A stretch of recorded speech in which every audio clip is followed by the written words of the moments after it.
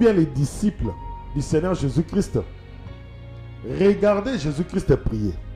Ils voyaient les exaucements de prière. Ils voyaient comment est-ce qu'il montait à la montagne et il priait. Maintenant, lorsqu'il pose la question, lorsqu'il pose le problème au Seigneur Jésus-Christ, montre-nous comment est-ce qu'il faut prier. Bien-aimés, eux peut-être ils pouvaient se dire que moi je suis un juif. C'est-à-dire que je suis juif de naissance. Je pars au temple, je prie. Mais en réalité, ils ne savaient pas prier. Alléluia. Et Jésus-Christ leur dit, vous donc priez ainsi. Donc Jésus-Christ leur montre la manière de prier. Il leur donne des paroles pour prier. Est-ce que ces gens-là n'étaient pas juifs? S'ils étaient juifs. Ces gens-là n'étaient pas dans le judaïsme. Ils étaient dans le judaïsme. Mais est-ce qu'ils n'allaient pas dans le temple prier? Oui, ils allaient dans le temple prier. Beaucoup de gens allaient dans le temple prier. Mais Jésus-Christ a regardé. Comment est-ce qu'il priait? Il dit non, non, non, vous priez mal. Vous ne savez pas prier. Il faut que je vous montre comment est-ce qu'il faut prier.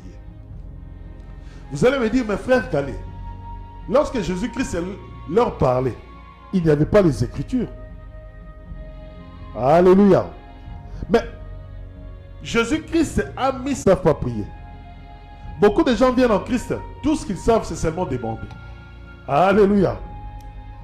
Tout ce qu'ils savent, c'est seulement demander. Donc lorsqu'on lui demande de prier, il demande, Seigneur donne-moi ceci, Seigneur donne-moi cela.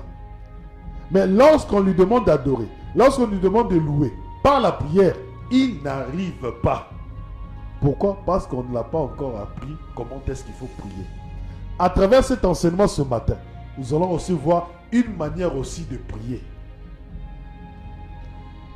Bien-aimé, va dans 2 Timothée chapitre 3 à partir du verset 14. Pour toi,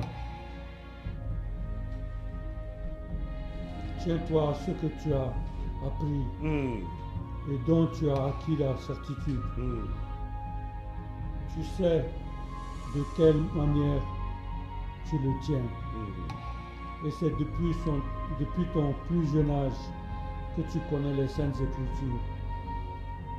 Elles sont à même de te procurer la sagesse qui conduit au salut par la foi dans le Christ Jésus.